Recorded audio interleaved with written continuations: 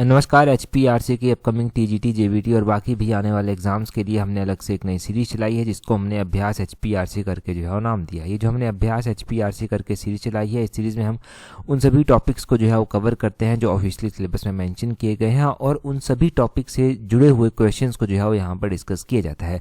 हर एक क्वेश्चन को हम डिटेल से डिस्कस करते हैं ताकि आने वाले एग्जाम्स में आपको हेल्प मिल सके और कोई भी क्वेश्चन आपसे पूछा जाए, चाहे वो किसी भी तरह का क्वेश्चन क्यों ना हो, उसमें आपको हेल्प मिल सके। अभी हम क्वेश्चन नंबर 1 से डिस्कशन को स्टार्ट करेंगे। बोलते हैं यहाँ पर, बोलते हैं which initiative was undertaken by British government to secure support of Indians in world war second. तो बोलते हैं जो वर्ल्ड वॉर सेकंड था, वर्ल्ड वॉर सेकंड में भारतीयों की सहायता के लिए, भारतीयों का समर्थन पाने के लिए जो है ब्रिटिश सरकार के द्वारा जो है कौन सी पहल की गई थी। देखिए, वर्ल्ड वॉर सेकंड जब स्टार्ट होता है तो ब्रिटिशर्स को चाहिए था कि इंडियन के सिपाही भी वहाँ पर जाएं और उनको वहाँ पर हेल्प मिल सके। इसके लिए जो है वो उन्होंने जो है वो क्या प्लान किया था, इसलिए इसके लिए जो है वो उन्होंने अगस्त ऑफर जो है वो प्लान किया था। अगस्त ऑफर, जिसको बोलते हैं अगस्त प्रस्ताव हिंदी में बोला जाता है। ऑप्शन ए इसका सही आंसर हो जाएगा।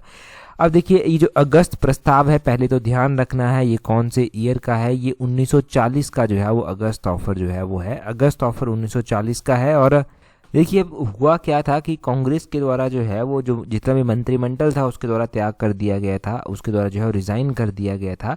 अब कांग्रेस ने जो है वो एक शर्त रखी कि वो एक शर्त पर ही जो है वो ब्रिटिशर्स का सहयोग करेंगे। उन्होंने शर्त रखी कि केंद्र में जो है वो एक अंतरिम राष्ट्रीय सरकार जो है वो गठित होनी चाहिए। ये शर्त जो था वो उनके द्वारा रखी गई थी। कांग्रेस के इस प्रस्ताव के बाद जो है वो उस टाइम वायसराय हुआ करते थे लिनलिथगो ने जो है वो कांग्रेस का सहयोग प्राप्त करने के लिए एक और प्रस्ताव रखा और ये जो प्रस्ताव वायसराय लिनलिथगो के द्वारा रखा गया था, इसको जो है वो अगस्त प्रस्ताव जो था वो कहा गया था। और कांग्रेस को ये प्रस्ताव पसंद नहीं आता है। कांग्रेस ने इस प्रस्ताव को जो था वो अस्वीकार कर दिया था। और अगस्त प्रस्ताव के जो मुख्य बिंदु थे वो क्या क्या थे, इसमें मुख्य बिंदु ये रखे गए थे कि एक युद्ध सलाहकार परिषद का गठन होना चाहिए और वायसराय की जो कार्यकारिणी की संख्या है उसको भी जो है वो जल्दी से जल्दी जो है बढ़ाया जाए और युद्ध के बाद जो है जो प्रतिनिधि मूलक संविधान है उसकी वैसी एक संस्था जो है वो बनाई जानी चाहिए और अल्पसंख्यकों को बिना विश्वास में लिए जो है कोई भी संवैधानिक परिवर्तन जो है वो लागू नहीं किया जाएगा। परंतु अब ये बातें जब नहीं मानी गई तो कांग्रेस को भी ये प्रस्ताव जो है वो मंजूर नहीं हुआ। कांग्रेस ने जो है वो इस अगस्त ऑफर को जो है वो नामंजूर जो था वो कर दिया था। तो ये जरूर ध्यान रखना कि अगस्त प्रस्ताव कौन से ईयर का है। अब एग्जैक्टली भी कई बार पूछा जाता है, तो ये एग्जैक्टली जो है वो 8 अगस्त 1940 को जो है वो पारित हुआ था। 8 अगस्त भी आपने ध्यान रखना है, ठीक है जी। यहाँ पर कैबिनेट मिशन जो है वो दिया गया है, तो कैबिनेट मिशन जो है वो कौन से ईयर का है, ये भी तो एक क्वेश्चन जो है वो एग्जाम में बन सकता है। तो कैबिनेट मिशन का ईयर रखना है ध्यान आपने। 1946 जो है वो इसका ईयर है। यहाँ पर क्रिप्स मिशन दिया गया है। क्रिप्स मिशन का जो ईयर है वो 1942 जो है वो क्रिप्स मिशन का जो है वो ईयर है। यहाँ पर साइमन कमीशन भी जो है वो ऑप्शन में दिया गया है। तो साइमन कमीशन जो है वो कौन से ईयर में आया था, साइमन कमीशन जो है वो कौन से ईयर में आया था, इसके ऊपर भी क्वेश्चन एग्जाम में बना है और अलग अलग तरह से बना है। पहले देखिए, ध्यान रखना है कि 1928 को साइमन कमीशन जो है मुंबई आकर जो था वो पहुंचा था। और साइमन कमीशन इसलिए भी इंपॉर्टेंट है क्योंकि जब साइमन कमीशन का विरोध कर रहे थे तो उसमें जो है वो लालाजी हुआ करते थे, लालाजी लाजपत राय जिनको बोलते हैं। इनकी मृत्यु हो गई थी और इनकी जो मृत्यु हुई थी ना, इसका बदला लेने के लिए 1928 में जो है वो लाहौर रेलवे स्टेशन पर जो है वो चंद्रशेखर आजाद, भगत सिंह और राजगुरु ने जो है वो सैंडर्स की हत्या कर दी थी। ये सैंडर्स कौन था? ये सैंडर्स जो है वो उस टाइम जो है वो पुलिस अधीक्षक जो है वो हुआ करता था। इसने लाठीचार्ज करने का आदेश दिया था और ये लाठीचार्ज जो है वो लाजपत राय जी के ऊपर किया गया था, जहां से वो घायल हो गए थे और उसके बाद उनकी मृत्यु भी हो गई खैर कुछ टाइम के बाद। अगला क्वेश्चन देखिए क्या बोलते हैं। अगले क्वेश्चन में बोलते हैं which Italian traveller visited Vijayanagara empire during the reign of Deva Raya first. तो बोलते हैं कि कौन सा इटली का रहने वाला ऐसा ट्रैवलर था जिसने जो है वो विजयनगर को जो है वो विजिट किया था। और विजयनगर को विजिट जब किया था तो देवा राय फर्स्ट जो है वो उस टाइम विजयनगर के जो है वो शासक हुआ करते थे। तो ये कौन था? ये निकोलो डी कॉन्टी था। ऑप्शन बी जो है वो इसका सही आंसर हो जाएगा। अब विजयनगर साम्राज्य के बारे में भी हम कुछ जानते हैं। विजयनगर साम्राज्य जो था वो इसकी स्थापना हरिहर एवं बुक्का के द्वारा की गई थी।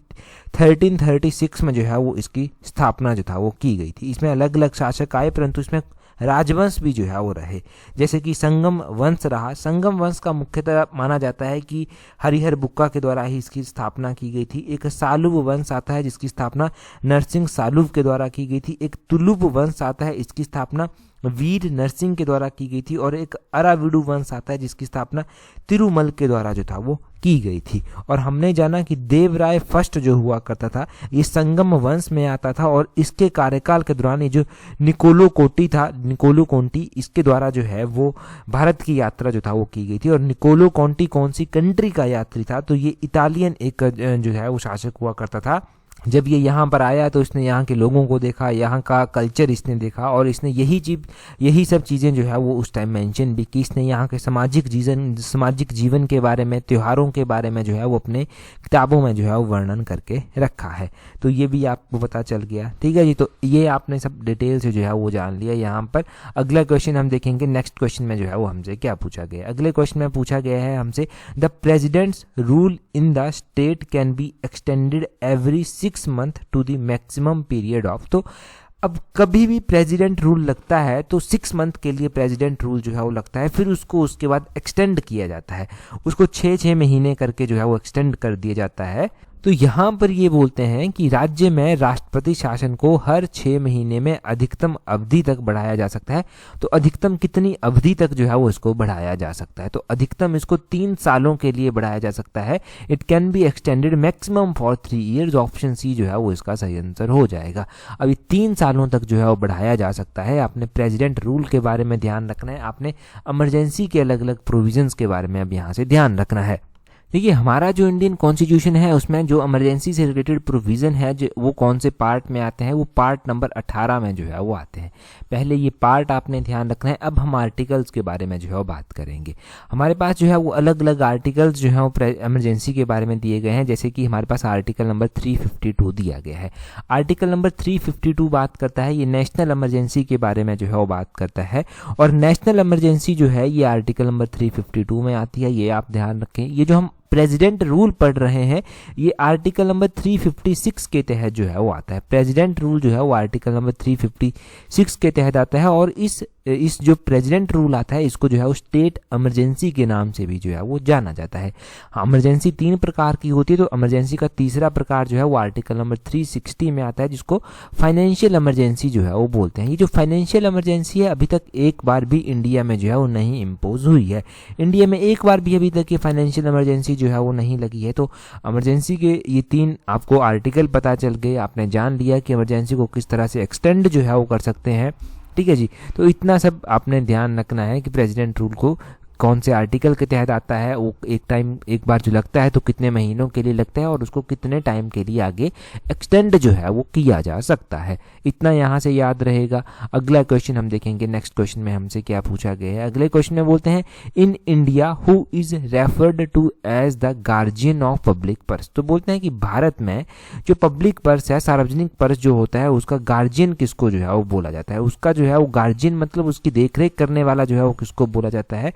तो पब्लिक वर्क्स का जो गार्जियन इंडियन कॉन्स्टिट्यूशन में बोला जाता है वो किसको, वो कैग को बोलते हैं। कैग का मतलब है controller and auditor general. Option B जो है वो इसका सही आंसर हो जाएगा। कैग को जो है वो गार्जियन ऑफ पब्लिक पर्स बोलते हैं। अब कैग के बारे में थोड़ा सा हम जानेंगे। पहले तो आप ये ध्यान रखना कि कैग जो है वो एक जो है वो कॉन्स्टिट्यूशनल बॉडी आती है। हमारा जो इंडियन कॉन्स्टिट्यूशन है उसका आर्टिकल आता है आर्टिकल नंबर 148। इस आर्टिकल नंबर 148 में जो है वो बात की गई है इंडिपेंडेंट ऑफिस होगा कैग का, यानी कि कंट्रोलर एंड ऑडिटर जनरल का। और कंट्रोलर एंड ऑडिटर जनरल जो है इनके बारे में जानते हैं कि इनको अपॉइंट जो है वो कौन करता है। कैग यानी कि कैग और कंट्रोलर एंड ऑडिटर जनरल को अपॉइंट किया जाता है प्रेसिडेंट ऑफ इंडिया के द्वारा। प्रेसिडेंट ऑफ इंडिया इनको जो है वो अपॉइंट जो है वो करते हैं। इनका टेन्योर, इनका कार्यकाल जो है वो कितना होता है। इनका कार्यकाल या तो फिक्स होता है, इनका कार्यकाल या तो 6 ईयर होगा या तो फिर 65 ईयर होगा। मान लीजिए कोई व्यक्ति जो है वो 63 ईयर्स की एज में जो है वो कैग जो है वो बनता है।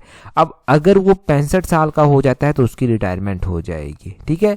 या तो अगर वो मान लीजिए 48 ईयर्स का बन गया तो वो 6 साल का कार्यकाल जो है वो पूरा करेगा। इस तरह से होता है 6 ईयर या 65 ईयर जो भी पहले होगा वो उसका कार्यकाल जो है वो कैग का माना जाता है। कैग से संबंधित आपको कुछ और भी आर्टिकल का ध्यान रखने चाहिए। एक तो आर्टिकल नंबर 48 है, एक आर्टिकल नंबर 149 भी जो है वो आता है। 148 आर्टिकल है, एक 149 है। 149 में बात की गई है जो कैग की पावर्स होती हैं, ड्यूटीज होती हैं, उनकी बात जो है वो की गई है, duties and power of controller and auditor general. एक आर्टिकल नंबर 150 भी आता है, ये भी कैग से ही संबंधित है। इसमें बात की गई है form of account of union and the state. जो यूनियन एंड स्टेट के अकाउंट होते हैं, देखो कैग की बॉडीज कई बार स्टेट में भी आती हैं ऑडिट करने के लिए, तो वो भी ध्यान रखना है किस तरह के अकाउंट होंगे, वो भी जो है वो 150 आर्टिकल में आता है। और आर्टिकल नंबर 151 आता है जिसमें ऑडिट रिपोर्ट की जो है वो बात की गई है। ऑडिट रिपोर्ट की बात आर्टिकल नंबर 151 में जो है वो की गई है। तो ये आर्टिकल आपको पता चल के दूसरा आपने ध्यान रखना है कि प्रेजेंट टाइम में जो है वो कैग कौन है, इनके controller and auditor general of India जो है वो कौन है।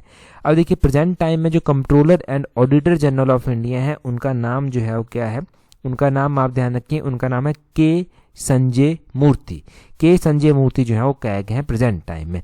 अगला क्वेश्चन हम देखेंगे, परंतु अगला क्वेश्चन हम डिस्कस करें उससे पहले अगर आप तैयारी कर रहे हैं अपकमिंग HPRC के TGT एग्जाम के लिए, JBT एग्जाम के लिए, तो आप हमारी कॉम्प्रिहेंसिव टेस्ट सीरीज को ज्वाइन कर सकते हैं जिसका लिंक नीचे डिस्क्रिप्शन बॉक्स कमेंट बॉक्स में दिया गया है। देखिए अगर आप सीरियसली तैयारी कर रहे हैं और आप चाहते हैं कि आपकी स्टडी को प्रॉपर शेप मिले, आप चाहते हैं कि आप अपनी कमियों को एनालाइज कर सकें और आगे बढ़ सकें, तो ये आपके पास सही अपॉर्चुनिटी है, सही टाइम है कि आप टेस्ट सीरीज को आगे करके, टेस्ट सीरीज को ज्वाइन करके जो है वो आगे बढ़ सकें। अब देखिए PGT का जब एग्ज़ाम था ना तो वहाँ पर भी स्टूडेंट्स को बहुत सारी दिक्कत आई थी। पहले तैयारी तो खूब सारी की थी, परंतु जब पेपर में गए तो प्रॉपर प्रैक्टिस नहीं थी, बहुत सारी चीज़ों में लैग कर रहे थे और वहाँ से ना सारी मेहनत जो है वो पानी में मिल गई। अब उसके बाद जो है वो समझ नहीं आया क्या करें, तो PGT में जो बच्चे रह गए हैं जिन्होंने मेहनत की थी उनके लिए ये TGT का मौका है।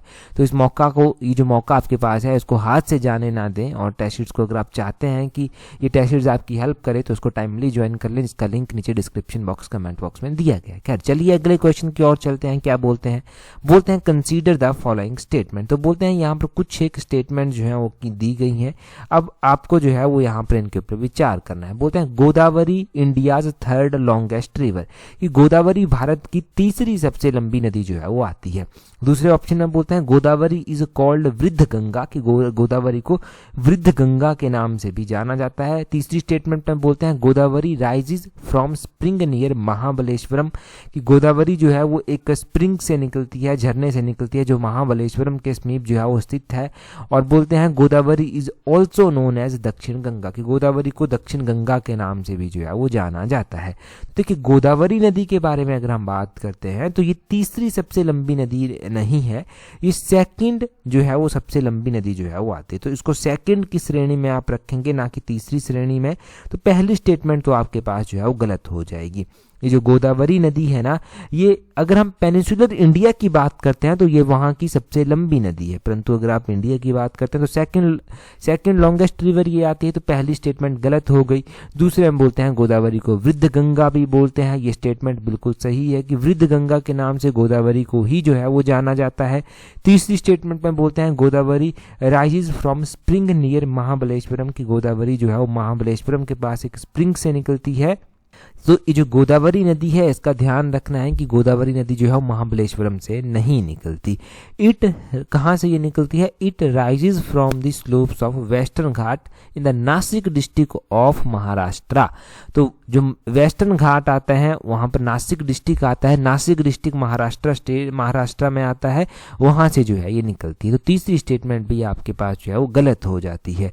ठीक है, तीसरी स्टेटमेंट भी गलत है। और चौथी में बोलते हैं Godavari is also known as Dakshin Ganga, Godavari को जो है वो दक्षिण गंगा के नाम से भी जाना जाता है, ये स्टेटमेंट भी हमारे पास सही है।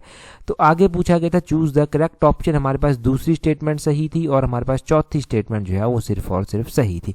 पहली और तीसरी स्टेटमेंट हमारे पास गलत है, दूसरी और चौथी, ऑप्शन बी जो है वो इसका सही आंसर है। Only 2 and 4 statement is correct, ये आप ध्यान रखें। अब यहाँ पर थोड़ा सा एक्सप्लेनेशन है। गोदावरी सेकंड लॉन्गेस्ट रिवर है, गोदावरी को वृद्ध गंगा भी बोलते हैं, और गोदावरी जो है वो नासिक डिस्ट्रिक्ट महाराष्ट्र से जो है वो निकलती है, ना कि ये जो है वो महाबलेश्वरम से निकलती है, और गोदावरी को दक्षिण गंगा तो बोला ही जाता है। अच्छा, ऐसी कौन सी नदी है जो महाबलेश्वरम से निकलती है? तो कृष्णा नदी जब भी आप पढ़ेंगे तो कृष्णा नदी के बारे में ध्यान रखना है कि जो कृष्णा नदी है ना, स्प्रिंग नियर महाबलेश्वरम से जो है वो निकलती है, और ये फाइनली बे ऑफ बंगाल में जाकर जो है कृष्णा नदी गिरती है, या फिर बे ऑफ बंगाल में जाकर जो है ये मिलती है। तो इतना सब आप इस नदी के बारे में ध्यान रखें। कृष्णा नदी के बारे में भी पता चल गया थोड़ा सा, गोदावरी नदी के बारे में भी जो है थोड़ी सी जानकारी आपको मिल गई। अगला क्वेश्चन देखिए, बोलते हैं रोटरडैम, बेजल, और यहाँ पर स्ट्रासबर्ग दिया गया है, और यहाँ पर कोलोन दिया गया है। ये कुछ एक सिटीज के नाम है। बोलते हैं ये सिटीज जो है वो कौन सी नदी के किनारे जो है वो स्थित है। अगर हम सिटीज और वो कौन सी नदी के किनारे जो है वो स्थित है उनकी बात करते हैं, तो ये जो रोटरडैम है, बेजल है, स्ट्रासबर्ग है, और ये जो कोलोन है, ये जो है वो कौन सी नदी के किनारे स्थित है? तो ये राइने नदी के किनारे जो है वो स्थित है। RHINE, ये राइने नदी के किनारे सारी की सारी सिटीज स्थित हैं। ऑप्शन बी इसका सही आंसर है। अब देखो, नदियां और उनके किनारे जो शहर स्थित हैं पूरे ओवरऑल वर्ल्ड में, वो भी मैं थोड़ा सा रिवाइज आपको करवा देता हूं। जैसे कि यहाँ पर टाइबर नदी दिया गया है, TIBER कर यहाँ पर दिया गया है। टाइबर नदी के किनारे जो है वो कौन सा शहर स्थित है? तो रोम शहर जो है ना, रोम शहर ये टाइबर नदी के किनारे जो है वो आता है। कौन सा शहर? रोम जो है ये एक शहर है, ये जो है वो टाइबर नदी के किनारे जो है वो आता है। ये आपने ध्यान रखना है, इटली का जो है ये रोम शहर है। अब यहाँ पर जो है डेन्यूबे रिवर जो है वो दी गई है, तो डेन्यूबे नदी के किनारे कौन सा शहर स्थित है? इसके किनारे बेलग्रेड सिटी जो है वो आती है। कौन सी? बेलग्रेड जो है वो इस डेन्यूबे नदी के किनारे जो है वो स्थित है। बेलग्रेड के अलावा जो है एक और सिटी आती है डेन्यूबे नदी के किनारे स्थित, हंगरी की बुदापेस्ट सिटी है, ये भी जो है वो इसी नदी के किनारे जो है वो आती है। बुदापेस्ट सिटी भी डेन्यूबे नदी के किनारे ही स्थित है। यहाँ पर टिग्रिस दिया गया है, टाइग्रिस इसको बोल सकते हैं। ये जो है वो कौन सी नदी के किनारे जो है वो स्थित है? तो अगर हम इस टिग्रिस की बात करते हैं तो बगदाद इराक का एक शहर है, ये इस नदी के किनारे जो है वो आता है। तो बगदाद का भी आपने ध्यान रखना है, ये जो है वो इस टिग्रिस सिटी के किनारे आता है। इसके अलावा भी चलो कुछ और नदियां और उनके शहर में आपको रिवाइज करवा देता हूँ। एक नाइल रिवर आती है, नाइल रिवर के किनारे इजिप्ट का कायरो शहर जो है वो स्थित है, ये आपने ध्यान रखना है। एक जो है वो इल्बे नदी जो है वो आती है, इल्बे नदी के किनारे जो है वो कौन सा शहर स्थित है? हम्बर्ग सिटी जो है वो इसके किनारे स्थित है। हम्बर्ग का नाम आपने ध्यान रखना है, हम्बर्ग जर्मनी की जो है वो सिटी है। वैसे ही आपने जो है वो टेंगस कर जो है वो एक नदी आती है, टेंगस कर नदी ध्यान रखनी है। इसके किनारे जो है वो पोर्टुगल शहर का जो है, पोर्टुगल कंट्री का जो है वो लिस्बन शहर जो है वो स्थित है। लिस्बन आप ध्यान रखें। और सीन भी आता है, एक सीन जो है वो, सीन जो शहर आता है, सीन जो रिवर आती है इसके किनारे जो है वो पेरिस जो शहर है फ्रांस का, वो जो है वो स्थित है। तो ये नदियां और उनके किनारे के शहर आपने ध्यान रखने हैं। हमने इतना ही जाना जितना हम एक बारी में याद रख सकते हैं। अब इतना सब आपको याद रहेगा ही रहेगा। अगला क्वेश्चन जो है हम देखेंगे हमारे पास क्या पूछा गया है। अगले क्वेश्चन में बोलते हैं कंसीडर द फॉलोइंग स्टेटमेंट। यहाँ पर हमारे पास कुछ एक स्टेटमेंट्स दी गई हैं, उनके ऊपर आपको विचार करना है। बोलते हैं light travels faster in air than in water. तो बोलते हैं प्रकाश पानी की तुलना में हवा में तेजी से यात्रा करता है। देखिए, पहली स्टेटमेंट में बोला गया है कि light travels faster in air than in water. अब दूसरी स्टेटमेंट में बोलते हैं refractive index of air is greater than that of water, की वायु का जो अपवर्तनांक होता है वो जल से जो है वो अधिक होता है। ये दूसरी स्टेटमेंट में जो है वो बोला गया है। यहाँ पर दो स्टेटमेंट्स हमारे पास जो है वो दी गई हैं। पहले में बोलते हैं light travels faster in air than in water. तो ये बात बिल्कुल सही यहाँ पर बोली गई है कि लाइट जो होती है प्रकाश पानी की तुलना में जो है वो हवा में ज़्यादा तेजी से यात्रा जो है वो करता है। और बोलते हैं refractive index of air is greater than that of water. तो ये स्टेटमेंट जो है वो सही नहीं दी गई है, ये स्टेटमेंट सही नहीं है। दूसरी स्टेटमेंट कि refractive index of air is greater than that of water, कि वायु का जो अपवर्तनांक है वो जल से जो है वो अधिक होता है, ये स्टेटमेंट सही नहीं है। आगे बोलते हैं choose the correct option, only one is correct. थोड़ी सी एक्सप्लेनेशन देखेंगे तब कॉन्सेप्ट ज़्यादा क्लियर हो जाएंगे। बोलते हैं the refractive index of air is about 1.0003, और बोलते हैं रिफ्रैक्टिव इंडेक्स जो एयर का होता है वो कितना होता है, वो 1.0003 होता है। बोलते हैं अगर वाटर के रिफ्रैक्टिव इंडेक्स की बात करते हैं तो वो 1.33 होता है। तो ऑब्वियसली यहाँ से हमें पता चल रहा है कि वाटर का रिफ्रैक्टिव इंडेक्स एयर के रिफ्रैक्टिव इंडेक्स से जो है वो ज़्यादा है। अब बोलते हैं refractive index of air is less than that of water. Obviously clear हो गया हमारे पास कि जो एयर का रिफ्रैक्टिव इंडेक्स है वो वाटर के रिफ्रैक्टिव इंडेक्स से कम है। बोलते हैं because the refractive index of air is lower than that of water, light travels faster in air and slower in water. बोलते हैं कि रिफ्रैक्टिव इंडेक्स एयर का जो है वो पानी से कम है, इसीलिए जो है लाइट जो है वो फास्टर जो है वो एयर में ट्रैवल करती है, स्लोअर इन वाटर, और वाटर में जो है वो स्लो जो है वो ट्रैवल करती है। तो ये जो है वो आपने ध्यान रखना है। ठीक है जी, पता चला ना आपको कि क्या रीज़न है उसके पीछे, ट्रैवल करने के पीछे का भी। अगला क्वेश्चन देखिए, बोलते हैं यहाँ पर बोलते हैं यहाँ पर फैथम इज यूनिट ऑफ। तो बोलते हैं ये जो फैथम होते हैं ये किसकी इकाई है, fathom is unit of depth, depth के ये यूनिट जो है वो होते हैं। ऑप्शन बी जो है वो इसका सही आंसर हो जाएगा। अब कुछ एक ऐसे ही यूनिट्स जो हैं वो बेसिकली एग्जाम में पूछे जाते हैं जो आपको याद रखने ही पड़ेंगे, वो याद रखने ही पड़ेंगे, चाहे आप जितना मर्जी बचने की कोशिश कर लीजिए, अगर याद नहीं रखेंगे तो क्वेश्चन सीधा गलत हो जाएगा। जैसे कि बेसिक से पहले बताता हूँ, वर्ग के यूनिट की अगर हम बात करते हैं तो वर्ग के यूनिट जो हैं वो जूल होते हैं, वर्ग के एसआई यूनिट जो हैं वो जूल होते हैं। वैसे ही एनर्जी के यूनिट की अगर आप बात करेंगे तो एनर्जी का यूनिट भी जो है वो जूल ही जो है वो होता है, एनर्जी का यूनिट भी जूल होता है। पावर के यूनिट की अगर हम बात करेंगे तो पावर का यूनिट जो है वो वॉट जो है वो होता है। पावर का यूनिट क्या होता है, वॉट जो है वो पावर का यूनिट होता है। और यहाँ पर ऑप्शन में फ्रीक्वेंसी दिया गया है, फ्रीक्वेंसी के यूनिट जो हैं वो हर्ट्ज जो हैं वो होते हैं, हर्ट्ज फ्रीक्वेंसी के यूनिट आपने ध्यान रखने हैं, इसके अलावा फोर्स के यूनिट जो हैं वो क्या होते हैं, वो न्यूटन होते हैं। एनर्जी के यूनिट मैंने जूल बता दिया है, पावर के यूनिट आपको वॉट बता दिया गया है। प्रेशर के यूनिट भी ध्यान रखें, प्रेशर के यूनिट जो है वो पास्कल जो है वो होता है, प्रेशर का यूनिट क्या होता है, पास्कल जो है वो प्रेशर का यूनिट है। तो ये सब बेसिक से यूनिट मैंने आपको बताए, बिल्कुल ही बेसिक हैं, ये 6ठी 7वीं क्लास में पढ़ लेते हैं आराम से इन यूनिट्स को।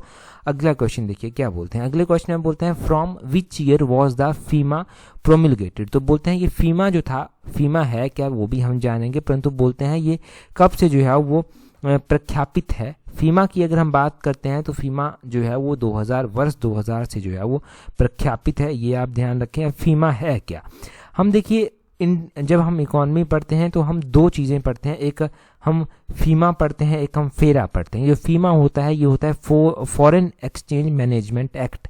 ये एक्ट तो 1999 का है, परंतु ये प्रोमिलगेट कब हुआ था, ये वर्ष 2000 में जो था वो हुआ था 2000।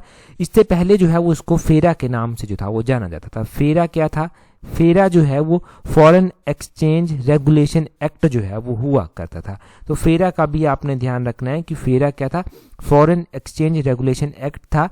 ये एक्ट जो है वो 1973 का एक्ट था, और ये एक्ट जो है वो 1974 में अस्तित्व में आता है।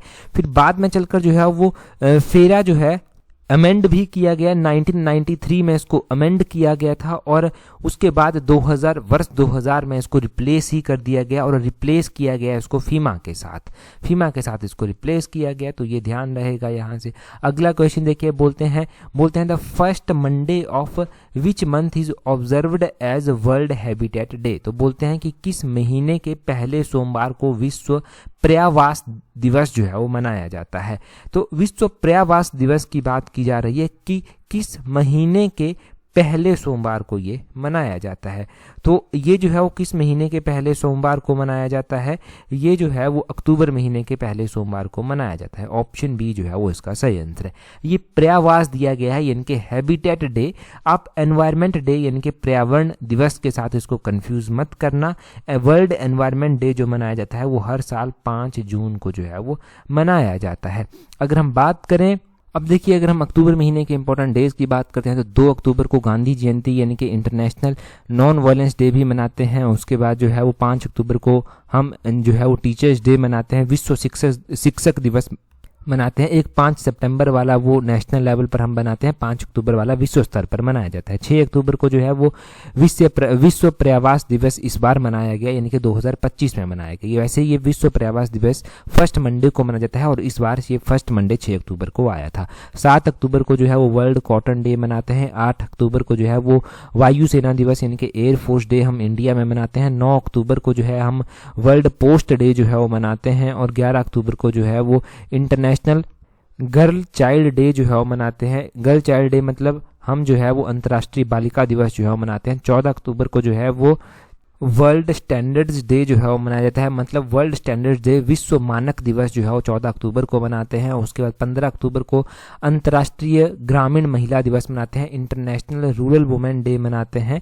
और उसी तरह जो है वो 16 अक्टूबर को जो है वो विश्व खाद्य दिवस मनाया जाता है, वर्ल्ड फूड डे मनाया जाता है।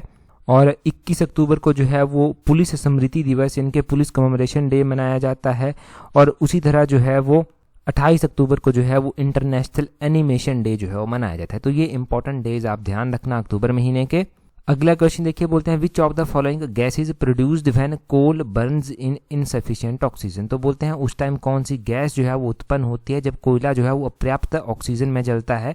तो उस टाइम कौन सी गैस प्रोड्यूस होती है ये आप कमेंट कर बताएंगे। इससे पिछले एडिशन में हम इस क्वेश्चन को पढ़ चुके हैं, आप जल्दी से कमेंट कर बता दीजिए। टेलीग्राम पर ज्वाइन करने के लिए अपने टेलीग्राम से @allexam31 सर्च करना, आपको हमारा टेलीग्राम चैनल मिल जाएगा। टेलीग्राम के अलावा आप हमें व्हाट्सएप इंस्टाग्राम पर भी जो है वो ज्वाइन कर सकते हैं, जिनका लिंक नीचे डिस्क्रिप्शन बॉक्स में जो है वो दिया गया है। आज की इस वीडियो में इतना ही है। That's all for today. Thank you very much for watching and listening it very patiently.